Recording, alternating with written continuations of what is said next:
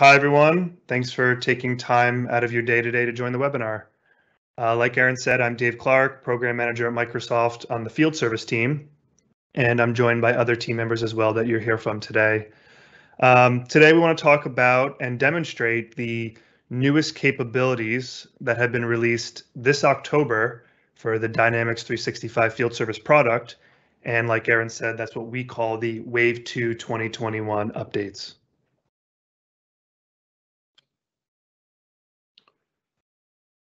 So field service is about sending frontline workers to the customer's location to fix issues on site. Typically, those are issues that are involved with assets and machines. And it's an exciting time and an important time for field service organizations. I like this quote from Constellation Research that says that field service is the linchpin of a manufacturer's business operation, because it's the point of connection between products, customers, and contractual outcomes.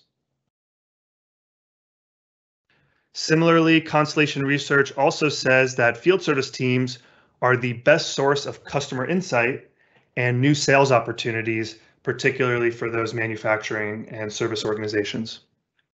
So basically, getting field service right can make your organization look great, and getting it wrong can make you look terrible in the eyes of your customers. Another research firm, very well known, Gartner, who comes out with their Magic Quadrant every year, ranked Microsoft's field service software solution as a leader in the industry. You can see us in the top right. And this is based on a range of factors, but Gartner specifically named us a leader because of our investments in our scheduling tools, Internet of Things, IoT, artificial intelligence, mixed reality, and a large customer base that is using our product.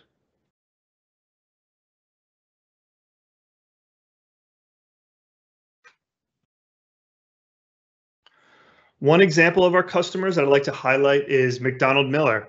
McDonald Miller is a facilities management company, and they use field service in conjunction with IoT to catch and resolve issues, sometimes before the end customer, even knows that the issue exists. And it's really a feat of operational excellence to be able to detect the issues and send the right person on site with the right knowledge at the right time with the right part to fix the issue.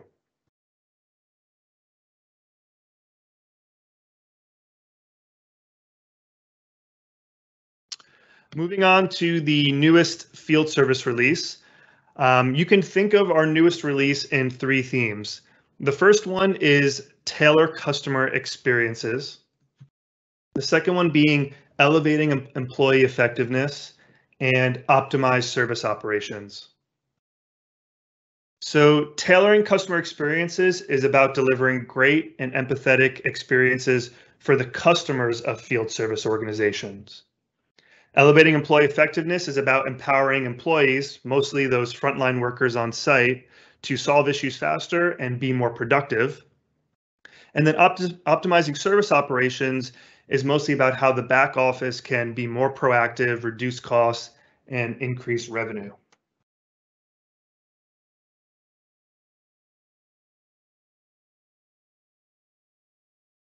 So here is a look at all the features that we are shipping as part of this new release that has already begun to be shipped out this October and is now about hitting different geographies across the world. And we have the new features organized into our 3 themes of this release. We are going to talk about all these features, and then we're going to demonstrate a few of them that we find particularly important. Please know that we will have documentations for all of these features. Some documentation is already live, and by the end of October, beginning of November, all these features will be documented. And today's session will be recorded, and the slide deck will be sent to everyone as well.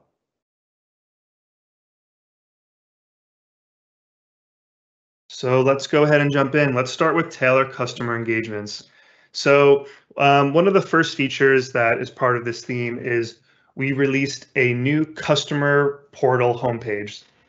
So for those of you familiar, we've had a preview feature of a field service customer portal, And a customer portal meaning that the customers of our customers can log into a portal and do various functions. Particularly, they can see their on-site visits that are scheduled. But we redesigned and created a new customer portal homepage that's going to bring together these customer experiences that, one example being the ability for a customer to self-schedule their work orders and the ability to view the technician on a map as they're approaching their location, as well as see upcoming and past appointments. We've also improved our self-scheduling solution. So as part of that portal, where we allow customers to go in and schedule their work orders, we've made some adjustments based on the preview and some new features and also some performance improvements.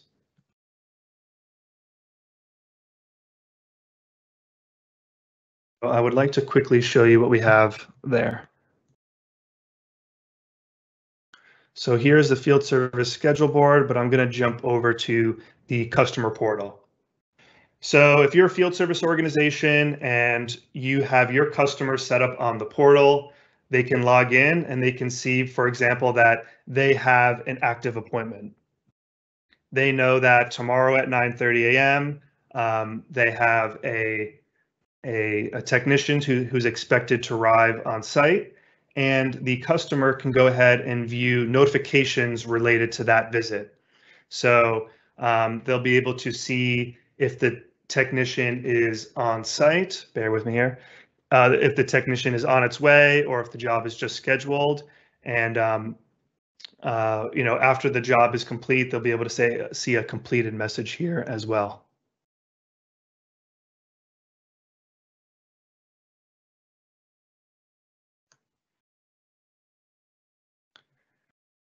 Now, additionally, if a work order hasn't been scheduled yet, the customer can come here and they can book a new appointment.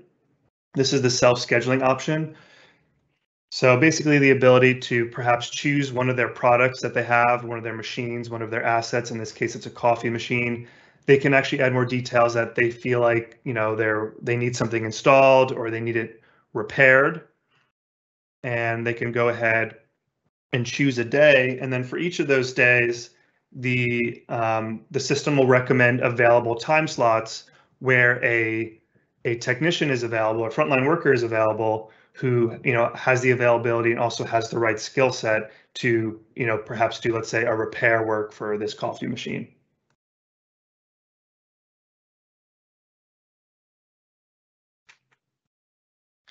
And the last thing that I think is important about the customer portal is you have the ability to look at past appointments here. If I go ahead over here, I can see past appointments. And what you can do is you can go ahead and as a field service organization, you can send a feedback survey based on that appointment. So for example, if this is a job that was done in the past, I can log in here and I can send feedback to the customer, and the customer can go ahead and give feedback right here in this portal to give a review of the service.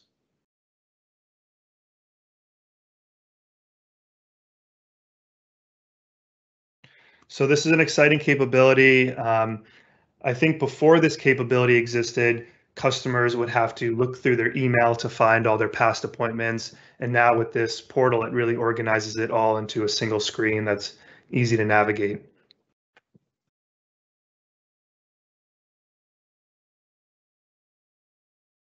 All right, let's keep going. The next section is elevate employee effectiveness. So one of the more anticipated features that we have released this wave is the field service mobile app is now going to be released as a native app on Windows 10 devices. And that will also include Windows 11 devices as it was recently released. So you simply go to the Windows App Store and you can find the field service mobile app. Another important feature that we're going to show today is the ability to customize the mobile booking calendar. So when a technician logs into the mobile app, they can see a calendar of their upcoming jobs. And with this release, you can actually customize the information in the fields and the labels that are right here in each of this time slot. Of course, every way we do usability improvements, and we have a few of those for the mobile app. One example is being able to use your operating system's date and controls for the date and time picker. Another exciting feature is the ability to use mixed reality annotations on images that you take and add to your notes. So if I'm a technician on site, I can take pictures and then I can add mixed reality annotations. You can see here a mixed reality annotation, and you can add those directly to the notes. And this is really great for a technician wants to, draw and be more specific about work that was done or work that they feel like they cannot do. And if the work order ever gets handed over to another frontline worker, then that frontline worker can better understand what was done or where the issue was. Another important feature is the ability to collaborate throughout the work order lifecycle with Microsoft Teams. This is something that we're going to show today, but basically you can use team chats directly within the field service work order form and be able to work with other teams and help understand what the issue is and how it can be resolved. And another improvement is a few releases back, we released functional location and asset tree. And this release, we went ahead and we revisited it, and we added a few usability improvements to it. We've added better search and much easier to search through the asset tree, especially in cases where you have, many functional locations and many assets. So this makes it much easier to find exactly the asset or the functional location you're looking for. So let's take a quick look. I want to start off with the Windows 10 mobile app. So here I am. This app is technically still in public preview, but anyone can download it from the Windows App Store. If I head to the App Store, all I need to do is go ahead and search for Field Service Dynamics 365, and you'll see the application right here with the orange icon.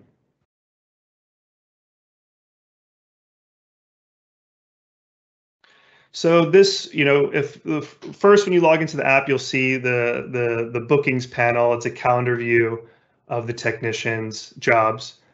And what's really important about the native app on the Windows platform is that we have many customers who want to use their laptops on site. Not everyone wants to use their mobile device. Some people want to use their laptop. But the main reason that you weren't able to just use your laptop is because you still might want to travel to areas without internet access.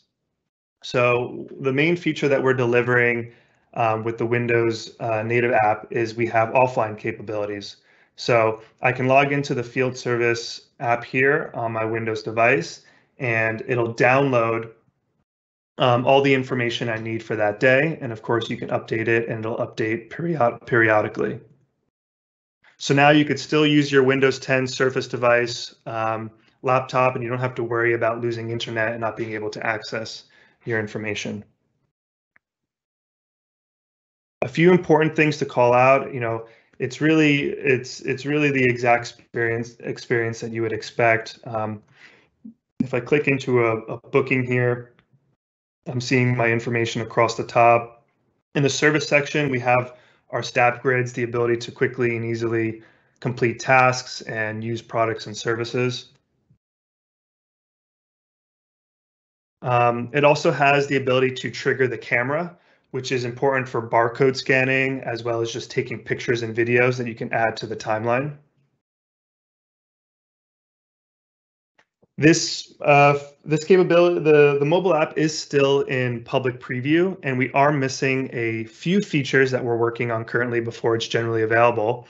So those features are push notifications, the ability to notify our technicians of upcoming jobs, and real-time location tracking. So if you want to be able to do real-time location tracking and be able to use this mobile app to send the GPS coordinates of the technician and have that show on the schedule board and be used into scheduling, that's something that's not going to be available for the preview, but will be available in the future.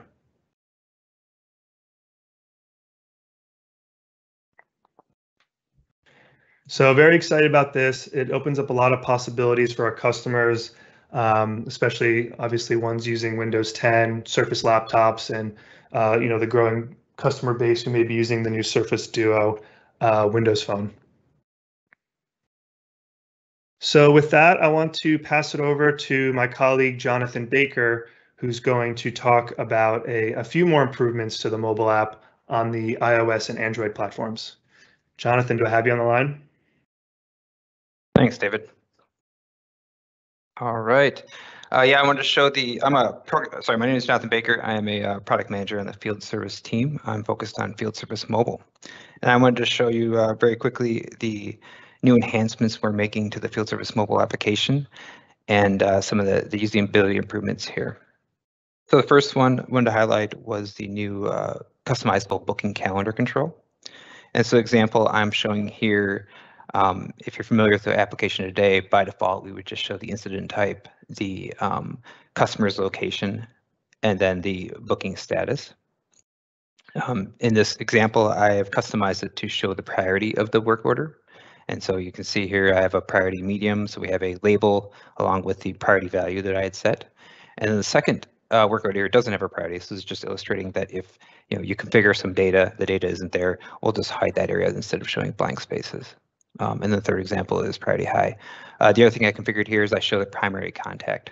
So in theory, you can show your contact, you can show your phone number directly in line. If you needed, the technicians coming to do news service, they might want to show up and know exactly who they're going to work with and have that available right from this home screen.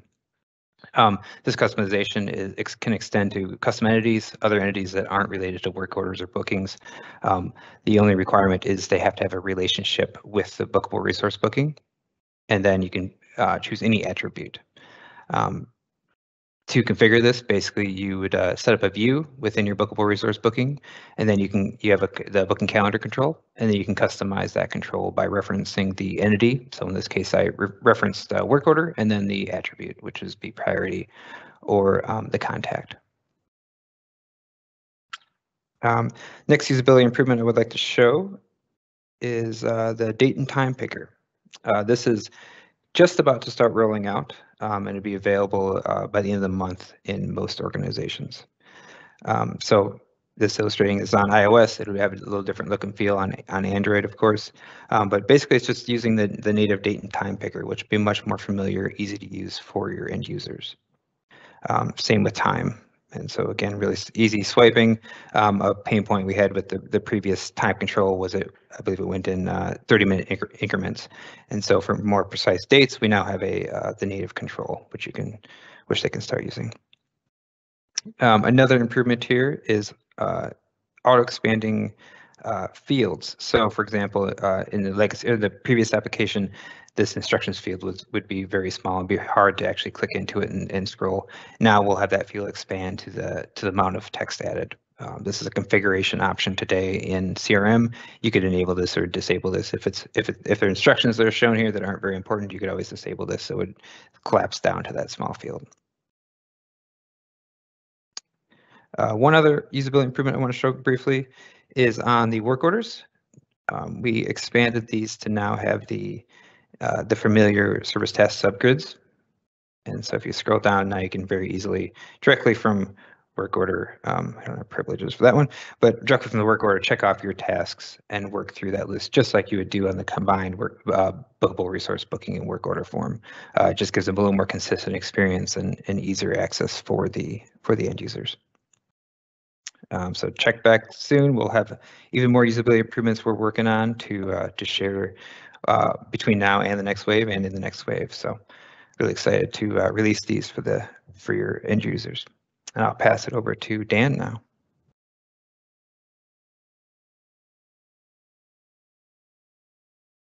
Thanks, Jonathan. Let me present out over here.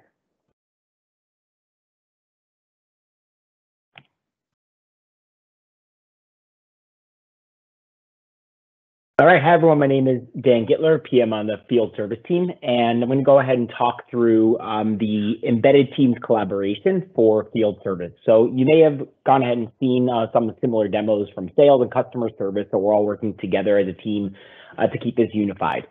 So let's start out like just going through a couple of settings. There's a settings page that you'll have to kind of enable Microsoft Teams chat inside of Dynamics, and a couple other options like using the record title for chat name. You'll see more details on that in a moment. But one of the things you'll see by default for field service is that the work order entity is enabled by default for collaboration. And one of the things you can do, which I'll demo in a moment, is that for that work order entity, we do ship a view that has relevant information for a welcome card, which I'll show momentarily, and that is something that you can go ahead and you can change if you want to include different fields. So going into the demo to tie that all together, I'm going to jump into really anywhere in the app, and let's start out where we're not in context of any specific work order. You'll see this icon on the top for Teams, chats, and channel integration. I'm going to focus on chats, and you'll see two different sections. Again, I'm not in context of any specific work order. You'll see a generic section that says chat linked to records. So what you have the opportunity to do is you can go through any of your existing chats that you've been using Teams for, and you can go ahead and you can link it to a specific record, which I'll show you. But what we also do is it gives you a chance for some basic collaboration that may have nothing to do with a record, or maybe you're not linking it, and you can go ahead and you can see any of your existing chats that you may have been focused on, whether you're using the Teams client or whether you're in D365, and you can just easily have access to it without going ahead and switching into the Teams app itself, as that's embedded. So in summary, you have that panel without context of a record. I can basically initiate any Teams chat, a group chat, or I can open it up right from within D365. Now let's go through the scenario where you want to link something to a record. So I'll go ahead and I'm just going to create a new record over here, and I'll quickly select some fields. So I'll choose an account, I'll choose a location, my price list, and I'll choose what the problem is, as well as an asset. And let's go ahead and save it. Now what you'll see over here is that the panel on the right is going to change, and now you're going to actually see a different section called chats linked to this work order. So let's say that I'm a dispatcher or a service manager, and I need to seek help from someone in my organization. Perhaps I need to reach out to the technician and I need to see if they're running on time, or I need to reach out to an asset manager for support. In any case, I can click on New Linked Chat. And when I do that, what happens is it actually creates internally a group chat. This way it stays separate from any previous conversations you may have had. So I can have a chat with one person or multiple people, either way. But because it's actually a group chat, it keeps it separate from any previous conversations I might have had with Anne. And by default, with that setting we focused on before, it'll choose the chat, it'll make the chat name the same as the work order name over here. But I can always go ahead and I can change it to anything that I may want. So when I initiate this new link chat, let's say I'm reaching out to Anne to see if she's running on time, you'll see that there's an introduction message that gets populated. So therefore, when Anne, the recipient of the chat, sees this information, you can see that she can go ahead and she can see the work order number, the account, the functional location. So these are the default 5 fields that we ship, but this is all powered by a view behind the scenes. So as I actually start this chat, it'll go ahead and it'll open up and it'll send Anne that message with an introduction and view detail. So what I'll do quickly over here is I'll switch to a 2-screen scenario, and you can see on the right side, Anne, who's a recipient of this, sees the information that was sent. So it says work order number, account, and then Anne can always click on view details, and that will open up the web view of that record, whether they're on mobile or whether they're on desktop, they'll open up the web view. So Anne can say, how can I help? And this is chatting from one end, and you can see immediately on the left, the dispatcher, whoever may be on the desktop version, is going ahead and they're seeing that chat. And they can say, want to make sure you are running on time and bring the special part. And you can see that Anne is able to collaborate seamlessly with anyone on the anyone in the organization. And if you're inside Dynamics, you don't even need to leave that context. So shifting back in over here, that's something I can open up, and I can open up multiple panels to see the chats as well. Now, let's say there's an existing conversation that's happening and I want to link it to this record. So maybe another asset manager reaches out or service manager and has information about this work order. So I can always go ahead and I can take any existing chat and link it to that particular work order. And now as more and more people are brought into the process, so maybe this conversation over here, you want to go ahead and you want to add another particular user. So I can click, I want to add another person to the chat.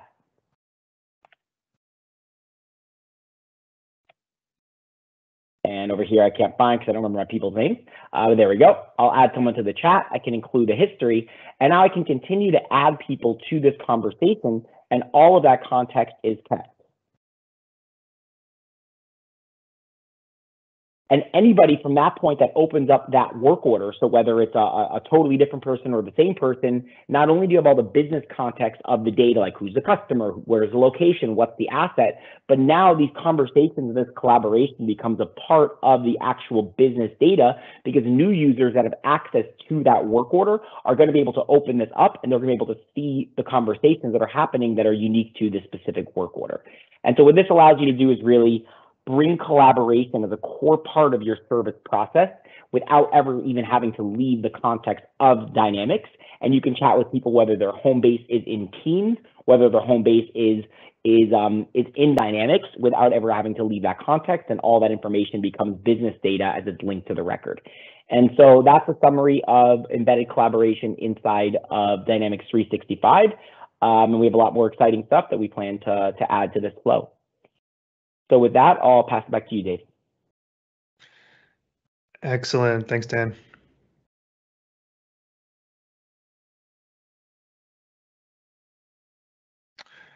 Right, so we can head to our third theme. So first we talked about end customers and the features that we're releasing to help them. The second part that Dan just finished was about employee effectiveness, which a lot of it revolves around the helping frontline workers with the mobile app and with Teams collaboration. And then the last part is optimizing service operations, which is really more about that back office persona, how they can be more proactive, how they can think about increasing revenue, reducing costs. And one of the main solution areas of this is the schedule board and scheduling tools. So the first, I think, big improvement is a year or so ago, we came out with the new schedule board, and we've just been continuously enhancing the schedule board. And I think people are going to be very impressed with this latest iteration in this latest wave, because it's the closest it's ever been to matching the capabilities that we had in our previous schedule board. But on top of that, there's a bunch of performance and usability improvements, load times, much more responsive. It's much better to work with. And Vinay, after me, is going to show some of these improvements. But basically the new schedule board is going to be at the point where it's going to be the preferred and what you're going to want to use for the schedule board. Another thing that's important that we're going to show is we've improved the Get Started page in Field Service. The Get Started page is all about, let's say you're setting up a trial or you're a new customer. This is going to be the hub. It's going to be a place where within the product where you can learn about new features, you can learn about the latest release, you can start setting up important data in the system. So it's we've made improvements to this that I'll show. Another feature that is released that has been asked for a while is the ability to edit your frontline workers' working hours or any resources' working hours, and being able to do that with API calls. So in the past, if you wanted to update working hours, you had to do it one by one for each frontline worker, but now you can do it in bulk with API calls. It's really good for bulk scenarios, really good for integration scenarios, and it's also really good for scenarios where you want the working hours to be more variable and you want to be able to edit them programmatically. This is something that we already have documentation for. We have specific documentation on all the different APIs. You can update working hours, you can delete working hours, and you can create new ones. So exciting feature, important for a lot of implementations. We've also made some work order improvements, and mostly we've simplified the work order. So the first example is we've simplified the command ribbon. So if you want, as an admin, you can turn on a simplified command ribbon, and it'll basically show the most important and the most used commands in the top of the work order form here. It clears up the screen, makes it easier to use. Another thing that we've learned is you now have the ability in a modular way to turn price calculations on and off. So those who've been working with the field service work order, you know that let's say you use products and services, you can have it calculate the price and show the price for all of those products and services. But if you're an organization where you're not using field service for billing, and you feel that that pricing information is not relevant to you, with just one admin setting, you can turn it off and all those calculations will go away. We've also improved error dialogues, the ability to understand when something's not working, more clearly understand what's going wrong. We've simplified time commitments. Those who've been working with the work order know that we have these fields called date window start, date window end, time from to promised. We're actually going to simplify that if you'd like. If you're not already using it, going forward, the time commitments will be simplified, and we're just going to be using time from and time to promised, where other fields like date window start and date window end will begin to move to the background, be deprecated. And then another small but important usability improvement is that location sharing is going to be enabled by default. Location, very important for field service. Where are the technicians? Is my environment connected to Bing Maps? Things like that are going to be enabled by default. One less thing that you're going to have to do as an admin, one less thing you're going to have to worry about. It simplifies the setup process.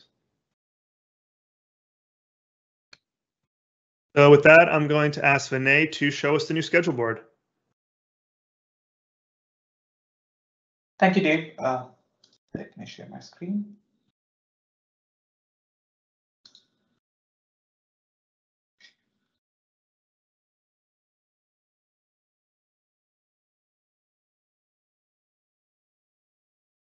Hello, everyone. Thank you for joining this webinar. And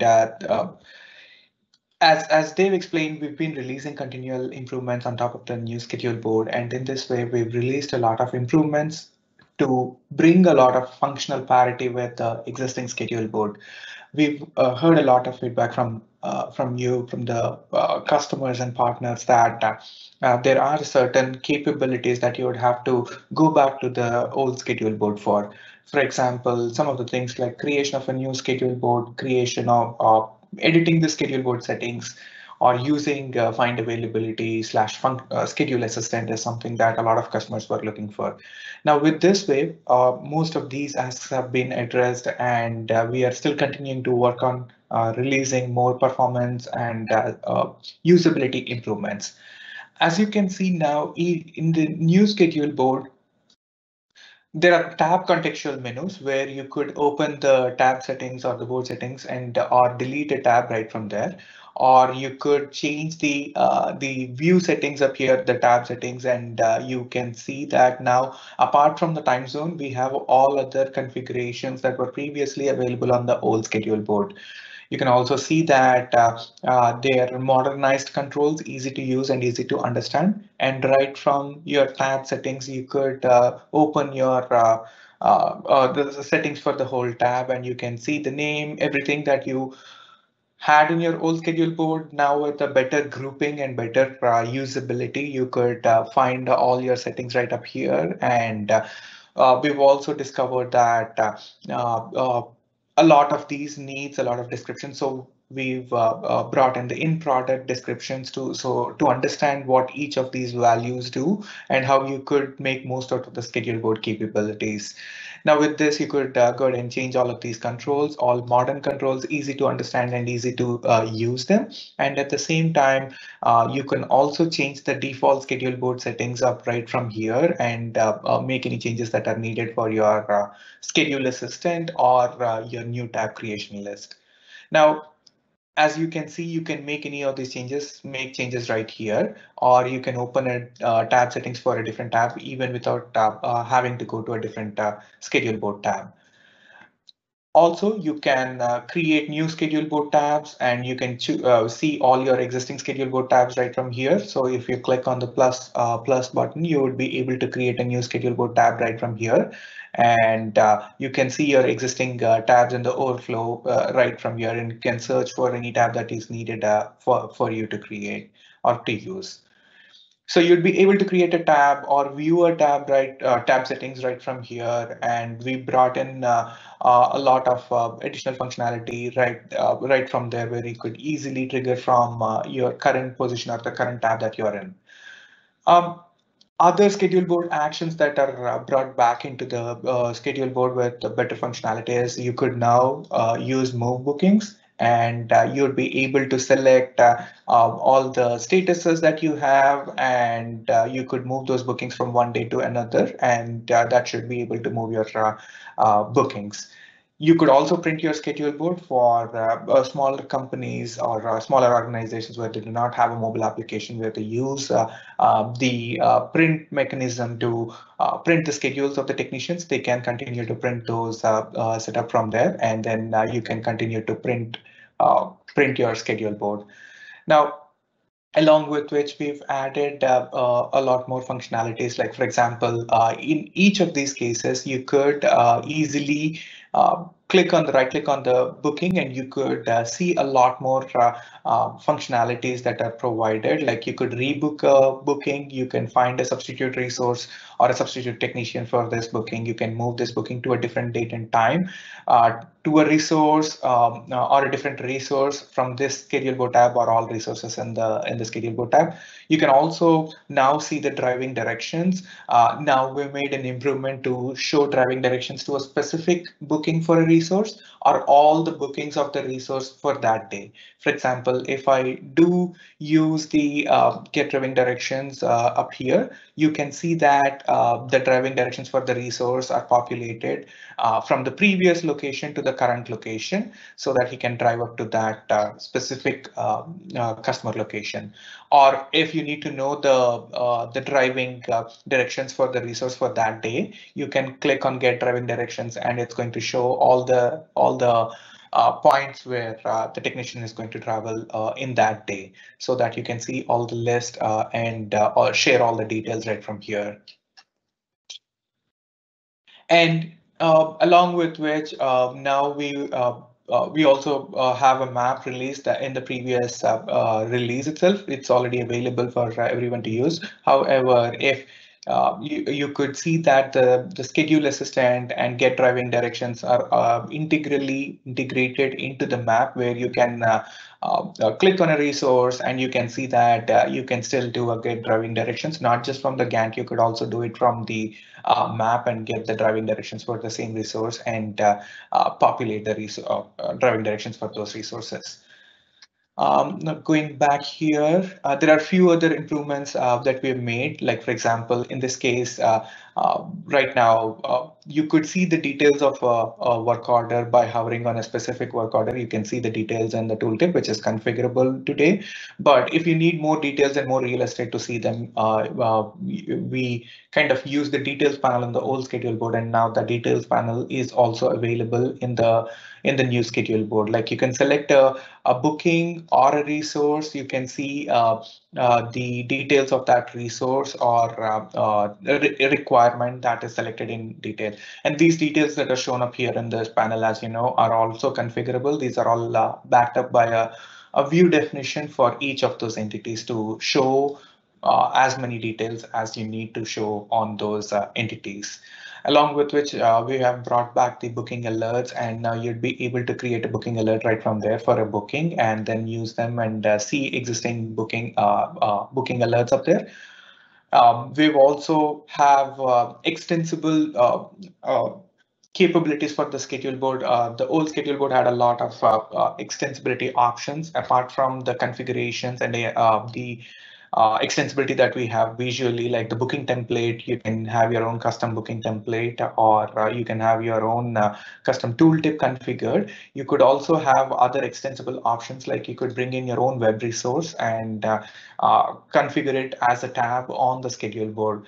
This is also now supported on the new schedule board. You could continue to bring your own web resource, If you have it already configured on your old schedule board, when you switch to the new schedule board, it would be brought with the same metadata. You don't need to configure it again.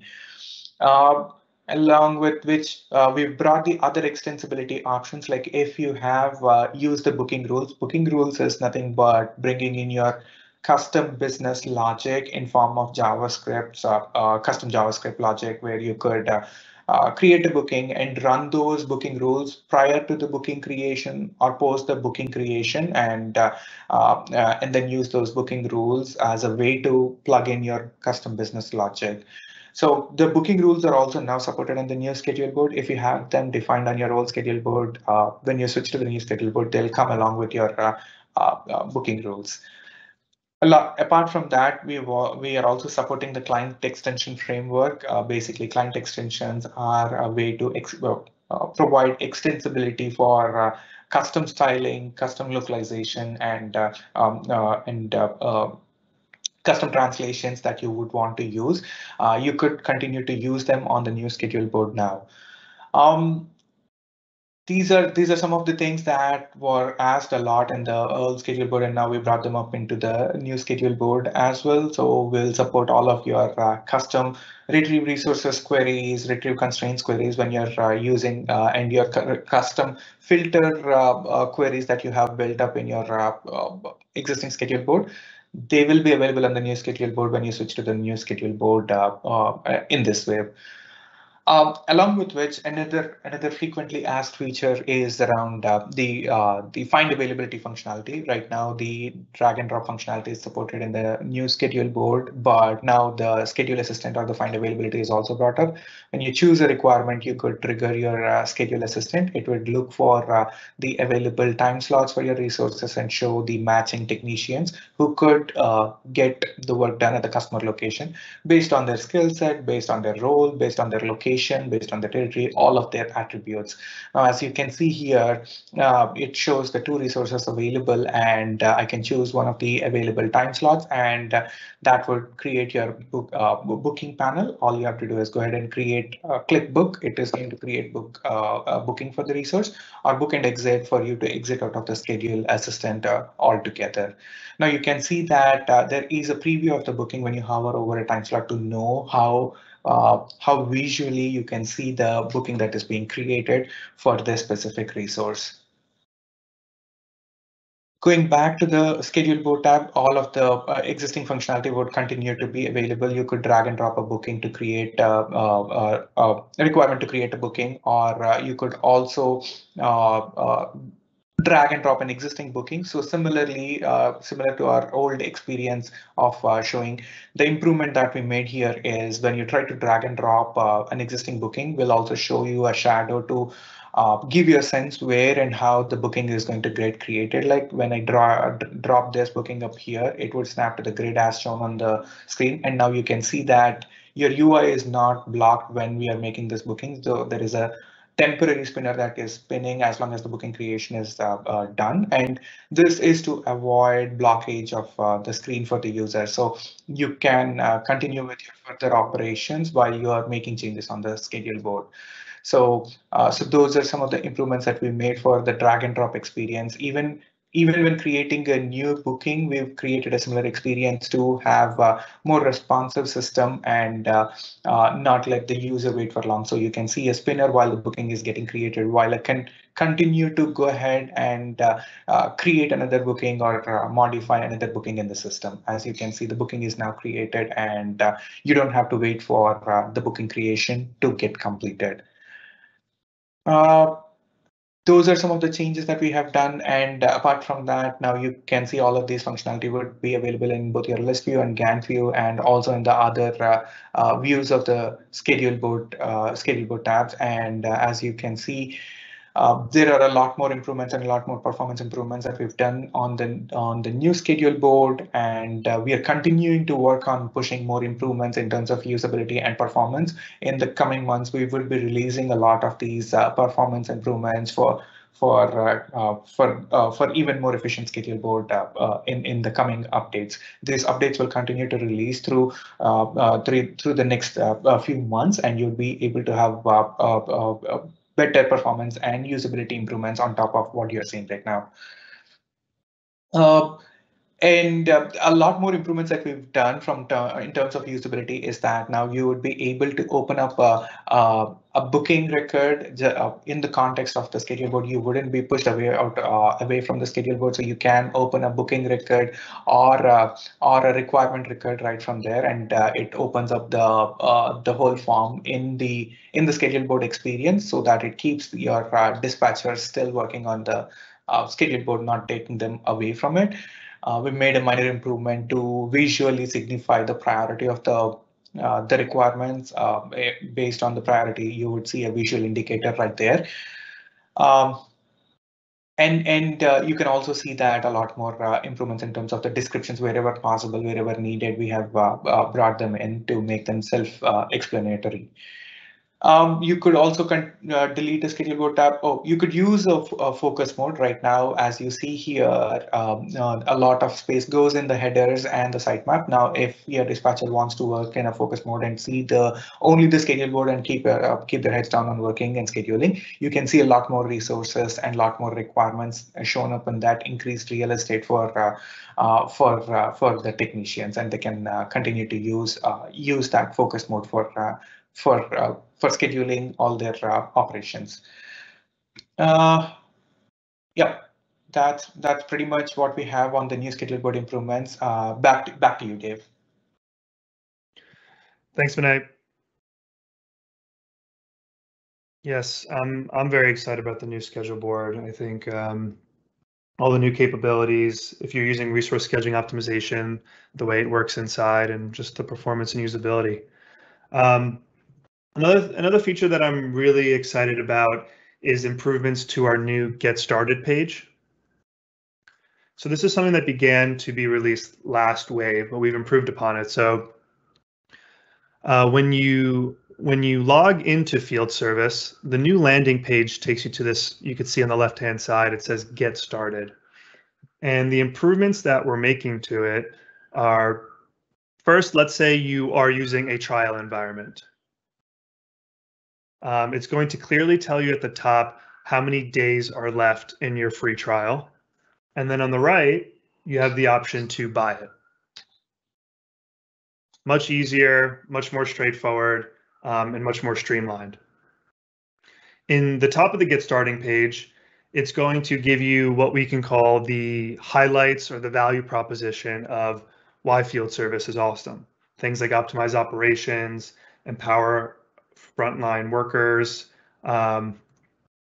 engage customers, integrations, and it's going to link to videos and documentation. And actually, in the case of the mobile app, if I hit Get the mobile app, it's going to give you a QR code. So you can go ahead and right here, as you're trying to get started with field service, it's going to help you with your phone. Go ahead and download the mobile app. Additionally, we made improvements to the Get Up and Running section. So imagine if you're an IT administrator at a customer and you need to set up field service. Maybe a new frontline worker was hired and they're coming to you and they're saying, all right, you need to get this new person set up.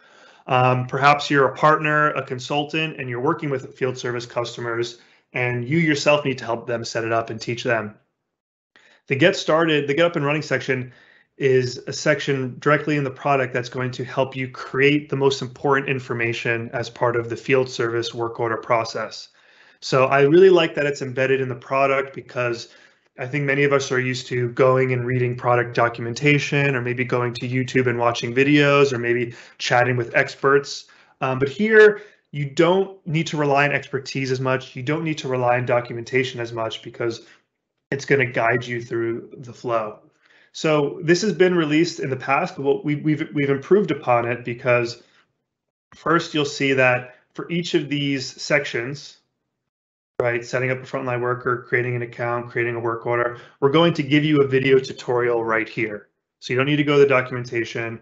And if I choose to, let's say, any of these sections, it's going to give you a quick and easy form. It's going to help you fill out the most important information in order, in this case, to set up a frontline worker.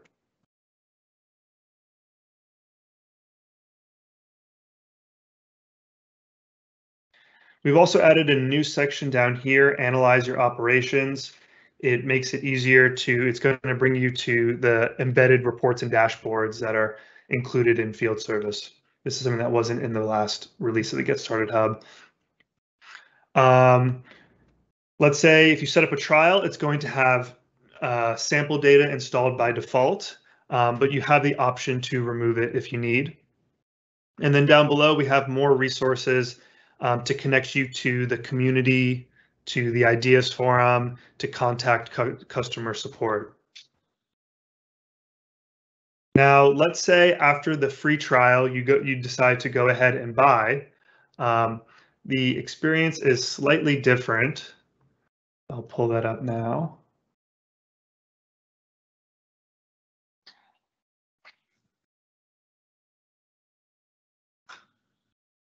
Let's see.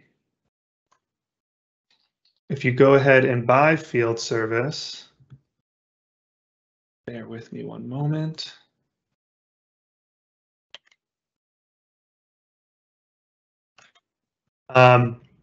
You know, the experience for when you're actually an owner of the product is a little bit different. We're going to show, for example, discover new features, which will give you a video of a highlight reel of what's recently been released, and it'll also take you directly to the release notes so you can stay on top. Another thing that's important is we've implemented these knowledge bubbles for different aspects of the solution. So again, let's say this is a trial. I'm still learning field service. I'm trying to understand all the things that it does. If I come to the schedule board, it's going to guide you through the schedule board and give you a tour, right? So the ability to, you know, the most simplest thing is here you are, and your frontline workers are going to be listed here. So it's making the product much more friendly, much more approachable, and it's going to allow you to rely less on documentation. So I think it's exciting for customers and partners alike.